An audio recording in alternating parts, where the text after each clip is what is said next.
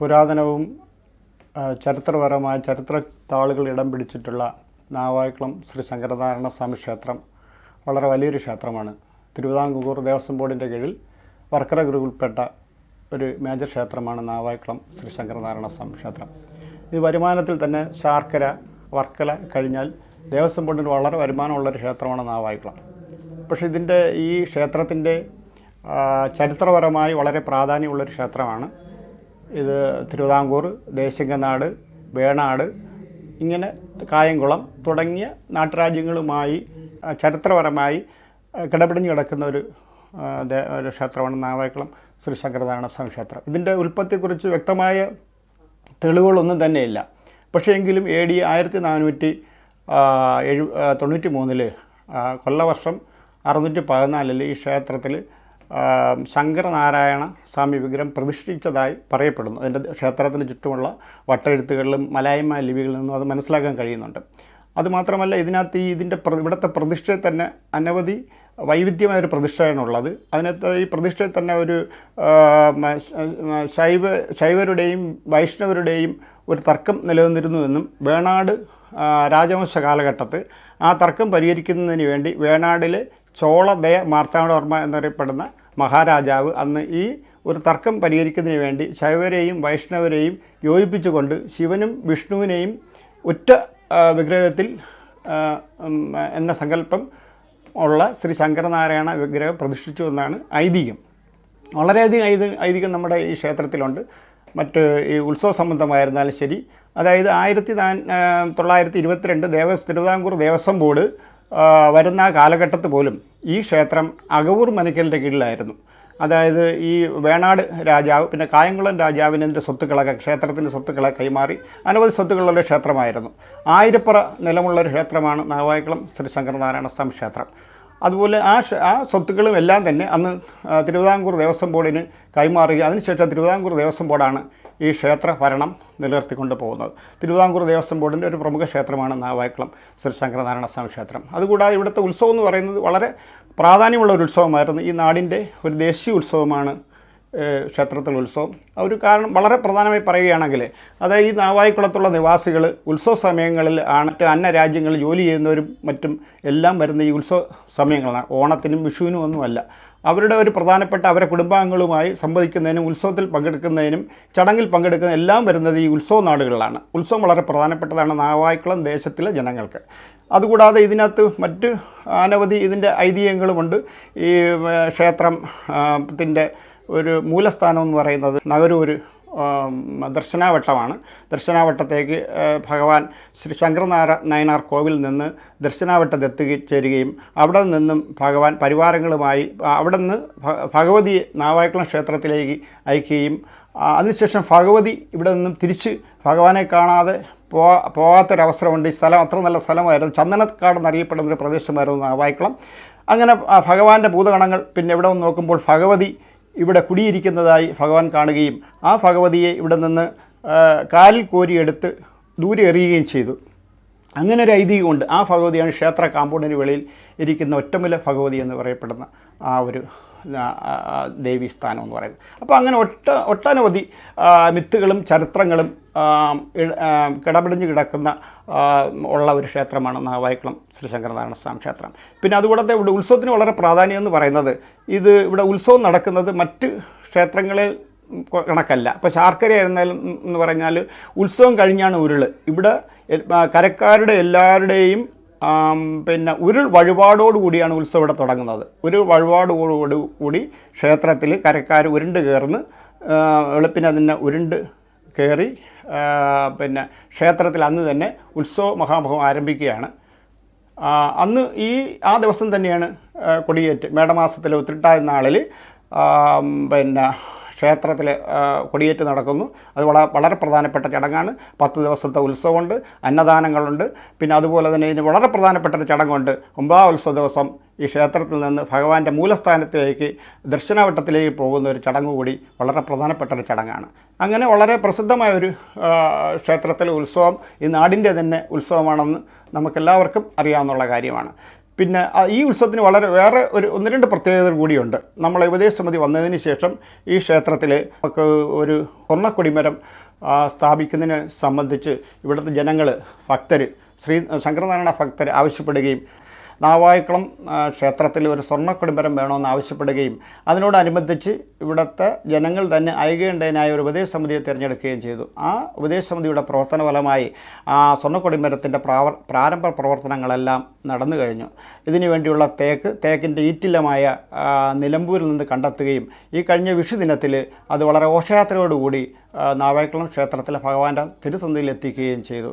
ഈ സ്വർണ്ണക്കൊടിമരത്തിൻ്റെ മറ്റുള്ള വർക്കുകളെല്ലാം തന്നെ തേക്ക് തടിയുടെ ട്രീറ്റ്മെൻറ്റും മറ്റുള്ള വർക്കുകളെല്ലാം തന്നെ ഉത്സവം കഴിഞ്ഞ് ഉടനെ തന്നെ അതിൻ്റെ പ്രവർത്തനം ആരംഭിക്കുകയാണ്.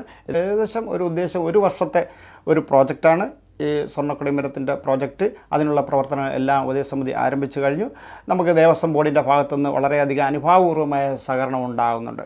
പിന്നെ അതുപോലെ തന്നെ നമുക്ക് ഇതിനകത്ത് ക്ഷേത്രത്തിൽ സ്വർണ്ണക്കൊടിമരം മാത്രമല്ല, നമ്മുടെ ഈ ക്ഷേത്രത്തിൻ്റെ ഈ മറ്റ് അനവധി നിർമ്മാണ പ്രവർത്തനങ്ങൾ കൂടിയുണ്ട്. പുനരുദ്ധാരണ പ്രവർത്തനങ്ങൾ കൂടി നിർവഹിക്കേണ്ടതായിട്ടുണ്ട്. അതിനൊരു പ്രധാനമായ ഒരു കാര്യമാണ് നമ്മുടെ ക്ഷേത്രത്തിൻ്റെ ഓഡിറ്റോറിയം എന്ന് പറയുന്നത്. ഓഡിറ്റോറിയം വളരെ ശോചനീയാവസ്ഥയിലാണ്. മഴക്കാലത്ത് വെള്ളം ഇറ്റിറ്റ് വീഴുകയും അതിൻ്റെ ഇലക്ട്രിക് ഉപകരണങ്ങളെല്ലാം നാശത്തിലേക്ക് പോയിക്കൊണ്ടിരിക്കുന്ന ഒരു അവസ്ഥയാണുള്ളത്. അതെല്ലാം പരിഹരിക്കുന്നതിനും അതുപോലെ തന്നെ നമ്മൾ ആറാട്ട് കടവ് ഒരു കെട്ടിത്തിരിക്കുന്നതിനുള്ള ഒരു സംവിധാനവും ക്ഷേത്രത്തിൻ്റെ നാലമ്പലത്തിനകത്ത് അതുപോലെ തന്നെ ക്ഷേത്രത്തിൻ്റെ തിടപ്പള്ളിയുമൊക്കെ വളരെ ശോചനീയാവസ്ഥയിലാണ്. ഇതെല്ലാം പരിഹരിക്കുന്നതിനുള്ള ശ്രമങ്ങൾ ഉപദേശ സമിതി നടത്തിക്കൊണ്ടിരിക്കുകയാണ്. അത് പരിഹരിക്കുന്നതിന് നമ്മൾ ദേവസ്വം ബോർഡിൻ്റെ ഭാഗത്തു നിന്ന് അനുഭവമായുള്ള ഒരു സമീപനം ഉണ്ടായിട്ടുണ്ട്. ദേവസ്വം ബോർഡ് പ്രസിഡന്റ് അടുത്ത കാലഘട്ടത്തിന് നമ്മൾ നാവായിക്കുളം ക്ഷേത്രം സന്ദർശിക്കുകയും അദ്ദേഹത്തിൻ്റെ വളരെയധികം ഉള്ള നിർദ്ദേശപ്രകാരം നമ്മളിവിടെ നിന്ന് കൊണ്ട് തിരുവിതാംകൂർ ദേവസ്വം ബോർഡിൻ്റെ കൊണ്ട് ഒരു എസ്റ്റിമേറ്റ് എടുത്ത് ഇതിൻ്റെ പുനരുദ്ധാരണ പ്രവർത്തനങ്ങൾ അയക്കുകയും ചെയ്തിട്ടുണ്ട്. കൂടാതെ നമുക്ക് ഇതിനകത്ത് മറ്റൊരു വളരെ പ്രധാനം എന്ന് പറയുന്ന ഒരു കാര്യം എന്ന് പറയുന്നത് നമ്മുടെ ഈ ചുറ്റുമുള്ള ക്ഷേത്രത്തിന് ചുറ്റുമുള്ള പറമ്പും മറ്റും വൃത്തിഹീനമായി കിടക്കുന്ന ഒരവസ്ഥ നമുക്ക് കാണാൻ കഴിയുന്നുണ്ട്. അതെല്ലാം വൃത്തിയാക്കുന്നതിനും നല്ലതുപോലെ ഒരു പൂങ്കാവനമാക്കി തീർക്കുന്നതിനുമുള്ള ശ്രമങ്ങൾ ദേവസ്വം ബോർഡിൻ്റെ ഭാഗത്തു നിന്ന് ഉണ്ടാകുന്നുണ്ട്. അതിനുള്ള ശ്രമങ്ങളെല്ലാം ഉപദേശ സമിതി ആരംഭിച്ചിട്ടുണ്ട്. ഉത്സവം നാളെ 5-ാം തീയതി കൊടിയേറി 10 ദിവസമായി നടക്കുന്ന ഉത്സവം വ്യത്യസ്തമായ പരിപാടികളോട് കൂടിയ വളരെ വലിയ ഉത്സവമാണ്. അന്നദാനം തുടങ്ങിയ അനവധി കാര്യങ്ങളും കലാപരിപാടികളുമുള്ള ഒരു വലിയ ഉത്സവമാണ് നടക്കുന്നത്. ഈ ഉത്സവ നാടുകളിൽ ഈ നാട്ടിലുള്ള എല്ലാ ഭക്തരും, എല്ലാ ശങ്കരനാരായണ സ്വാമി ഭക്തരും ക്ഷേത്രത്തിലെത്തുകയും എല്ലാ രീതിയിലുള്ള അനുഗ്രഹങ്ങളും ഈ നാട്ടിലുള്ള ജനങ്ങൾക്ക് ഭഗവാന്റെ ഭാഗത്തു നിന്ന് ഉണ്ടാകും എന്നും പ്രതീക്ഷിക്കുന്നു.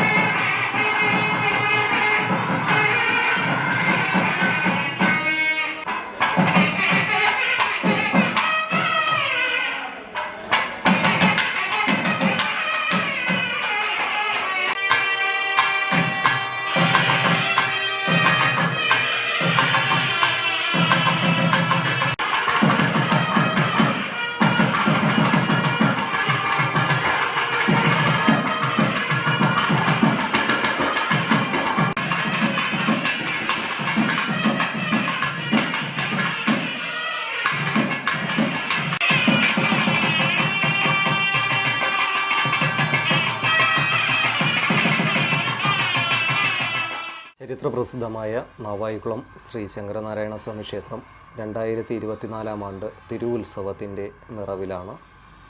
ഉത്സവം മെയ് 5-ാം തീയതി കൊടിയേറുന്നു. മെയ് 14-ന് തിരുവാറാട്ടോടുകൂടി സമാപിക്കുന്നു. ശങ്കരനും നാരായണനും ഒരു വിഗ്രഹത്തിൽ സംയോജിക്കുന്നു എന്ന സവിശേഷതയുള്ള കേരളത്തിലെ അപൂർവം ക്ഷേത്രങ്ങളിലൊന്നാണ് നാവായിക്കുളം ശങ്കരനാരായണ സ്വാമി ക്ഷേത്രം. ഒരു കാലഘട്ടത്തിൽ കേരളത്തിൽ നിലനിന്നിരുന്ന ശൈവ വൈഷ്ണവ സംഘർഷങ്ങൾ, അതിനെ തുടർന്ന് ശങ്കരാചാര്യർ കൊണ്ടുവന്ന ശിവനും വിഷ്ണുവും ഒന്നാണ് എന്ന സങ്കല്പം ഒരേ വിഗ്രഹത്തിൽ സംയോജിപ്പിക്കുന്ന ആ മഹാസങ്കല്പം നിലനിൽക്കുന്ന നാടാണ് നാവായിക്കുളം. വളരെ ചരിത്രപ്രസിദ്ധവും അതുപോലെ ഐതിഹ്യ പെരുമ കൊണ്ടും വിഗ്രഹ സവിശേഷത കൊണ്ടുമൊക്കെ ക്ഷേത്രം തെക്കൻ കേരളത്തിലെ തിരുവിതാംകൂർ ദേവസ്വം ബോർഡിന് കീഴിലുള്ള ഏറ്റവും വലിയ ക്ഷേത്രങ്ങളിലൊന്നാണ്. വിഗ്രഹം 6 അടി ഉയരമുള്ള വിഗ്രഹം, ഒരുപാട് സവിശേഷതകളുള്ള ഒരു ക്ഷേത്രമാണ്. തിരുവിതാംകൂർ രാജകുടുംബം, അകവൂർ മന എന്നിവ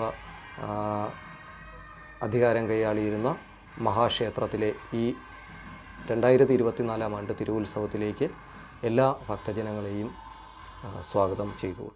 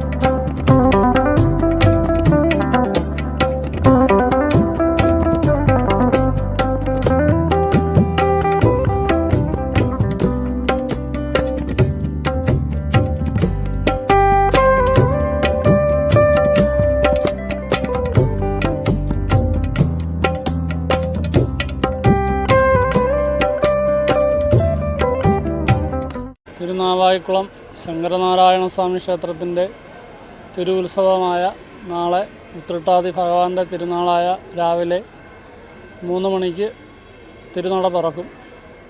ഉരുൾ മഹോത്സവത്തിന് വേണ്ടിയിട്ട് 3 മണിക്ക് നട തുറന്ന് 4:30 മണിയോടുകൂടി നിർമ്മാല്യം കഴിഞ്ഞിട്ട് 5 മണിയോട് പതിവ് അഭിഷേകം പൂജാതി കാര്യങ്ങളെല്ലാം നടന്നിട്ട് ഏകദേശം ഒരു 8 മണിയോടുകൂടി തന്ത്രി വന്നിട്ട് ബാക്കി ശുദ്ധി ക്രിയകളെല്ലാം ഉണ്ട്. അത് കഴിഞ്ഞ് തിരുവാഭരണ ഘോഷയാത്രയെ സ്വീകരിച്ചിട്ട് കലശങ്ങളെല്ലാം കഴിഞ്ഞ് 108 വിശേഷാലായിട്ട് ഉത്രട്ടാതിക്ക് ഭഗവാന് 108 കലശമുണ്ട്. അത് നാളെ കഴിയും. അത് കഴിഞ്ഞ് ഉച്ചപൂജ കഴിഞ്ഞിട്ട് വൈകുന്നേരം 5 മണിയോടുകൂടി കൊടിയേറ്റ്, ഭഗവാന്റെ തൃക്കൊടിയേറ്റ്. ഈ നാവായിക്കുളം ക്ഷേത്രത്തിനെ പറ്റി പറയുകയാണെങ്കിൽ ഇതൊരു പഞ്ചമഹാക്ഷേത്ര പദ്ധതിയിൽപ്പെട്ടതാണ്. പഞ്ചമഹാക്ഷേത്ര പദ്ധതി എന്ന് പറയുമ്പോഴത്തേക്കും ക്ഷേത്രത്തിൻ്റെ വിളക്കുമാടം, കൊടിമരം, ക്ഷേത്രക്കുളം, വലിയ ബലിക്കല്ല്, നമസ്കാര മണ്ഡപം, വിശേഷാലായിട്ടുള്ള അതിവിശേഷമായിട്ടുള്ള ഒരു പദ്ധതിയാണ് ഈ പഞ്ചമഹാക്ഷേത്ര പദ്ധതി. അതിൽ ഇവിടെ നിത്യവും 5 പൂജയുണ്ട്. നമ്മൾ ഈ അടുത്ത പ്രദേശത്ത് 5 പൂജയുള്ള മഹാക്ഷേത്രത്തിൽപ്പെട്ട ഒരു ക്ഷേത്രമാണിത്. ഈ ചുറ്റുവട്ടത്തിൽ തിരുവനന്തപുരം ജില്ലയിൽ പത്മനാഭസ്വാമി ക്ഷേത്രവും ആറ്റുകാലും കഴിഞ്ഞാൽ പിന്നെ ഇവിടെ മാത്രമേ ഉള്ളൂ 5 പൂജ. രാവിലെ 6 മണിയോടുകൂടി ഉഷപൂജ, അത് കഴിഞ്ഞ് എതിരേറ്റ് പൂജ, അത് കഴിഞ്ഞിട്ട് ശിവേലി, അത് കഴിഞ്ഞ് ഒരു 7:30 കഴിയുമ്പോൾ പന്തിരടി പൂജ കഴിഞ്ഞിട്ട് 8:45 ആകുമ്പോൾ കലശം. നിത്യവും കലശമുള്ള നവകമുള്ള പ്രധാനപ്പെട്ട ക്ഷേത്രങ്ങളിൽപ്പെട്ടതാണ് ഈ ക്ഷേത്രം. നവകം കഴിഞ്ഞിട്ട് മിക്കവാറും ദിവസങ്ങളിൽ ഭഗവാന് മുഴുക്കാപ്പുണ്ട്. മുഴുക്കാപ്പം കഴിഞ്ഞ് 10:15, 10:20 ഉച്ചപൂജ, അത് കഴിഞ്ഞ് ശിവേലിയും കഴിഞ്ഞ് 11 മണിയോട് നട അടയ്ക്കും. ഇതാണ് നിത്യപൂജാക്രമം. പിന്നെ വൈകിട്ട് 5 മണിക്ക് തുറന്ന് 6:30 ദീപാരാധന, 7:10, 7:15 അത്താഴപൂജ, 8 മണിയാകുമ്പോൾ നട അടയ്ക്കും. നിത്യപൂജാക്രമമാണ്. അങ്ങനെ നിത്യപൂജാക്രമത്തിൽ തന്നെ വിശേഷാലായിട്ടുള്ള പഞ്ചമഹാക്ഷേത്ര പദ്ധതിയിൽപ്പെട്ട അതിവിശിഷ്ടമായ ഒരു ക്ഷേത്രമാണ് തിരുനാവായിക്കുളം ശങ്കരനാരായണ സ്വാമി ക്ഷേത്രം.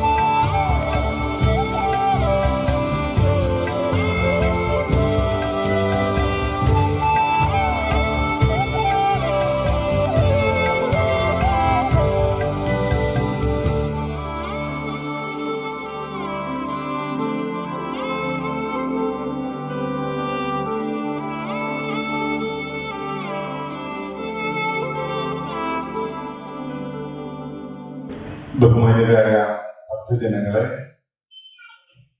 സഹോദരി സഹോദരന്മാരെ, അതിപുരാതനവും പ്രശസ്തവുമായ തിരുനാവായക്കാവ് ശങ്കരനാരായണ സ്വാമി ക്ഷേത്രത്തിലെ ഈ വർഷത്തെ ഉത്സവം ഇന്നിപ്പോൾ കൊടിയേറി ആരംഭിച്ചിരിക്കുകയാണ്. തിരുനാവായിക്കുളം ക്ഷേത്രം വളരെ ഞാൻ നേരത്തെ സൂചിപ്പിച്ചതുപോലെ പ്രസിദ്ധമാണ്. നമുക്ക് ഇന്നു മുതൽ ഉള്ള ഉത്സവ ദിവസങ്ങൾ ഭക്തിയോടുകൂടി ആദരവോടുകൂടി നമുക്കത് കൊണ്ടാടേണ്ടതായിട്ടുണ്ട്. ഇത്തവണ ഒരു പ്രത്യേകത കൂടി നമ്മുടെ ക്ഷേത്രത്തിന് ഉണ്ട്. നമ്മുടെ കൊടിമരം സ്വർണ്ണ കൊടിമരമാക്കുന്നതിൻ്റെ പ്രവർത്തനങ്ങൾ ആരംഭിച്ചിരിക്കുന്നു. ബഹുമാന്യനായ നമ്മുടെ നാട്ടുകാർ സ്വാമി എന്ന് വിളിക്കുന്ന ശ്രീ രാജഗോപാൽ അവർ നമുക്ക് തേക്ക് വാങ്ങുന്നതിനാവശ്യമായിട്ടുള്ള സഹായം നൽകി. തേക്ക് ഇവിടെ ഇപ്പോൾ എത്തിച്ചിരിക്കുകയുമാണ്. അതിൻ്റെ പ്രവർത്തനങ്ങളും ഈ ക്ഷേത്രോത്സവവുമായി ബന്ധപ്പെട്ട് തന്നെ ആരംഭിക്കുന്നതാണ്. അപ്പോൾ നമുക്ക് വളരെ ഭക്തിയാദരപൂർവ്വം ഈ സ്വർണ്ണക്കൊടിമരത്തിൻ്റെ ശിലാസ്ഥാപനവും അതിൻ്റെ പൂർത്തീകരണവും എല്ലാം നമുക്ക് നടത്തേണ്ടതായിട്ടുണ്ട്. എല്ലാവരും ഇക്കാര്യത്തിൽ സഹകരിക്കണം. ക്ഷേത്ര ഉപദേശക സമിതി എല്ലാവരും, പ്രസിഡന്റും സെക്രട്ടറിയും മറ്റെല്ലാവരും വളരെ ഭംഗിയായി ഈ കാര്യങ്ങൾ പൂർത്തീകരിക്കുന്നതിന് എല്ലാ പരിശ്രമവും നടത്തുകയാണ്.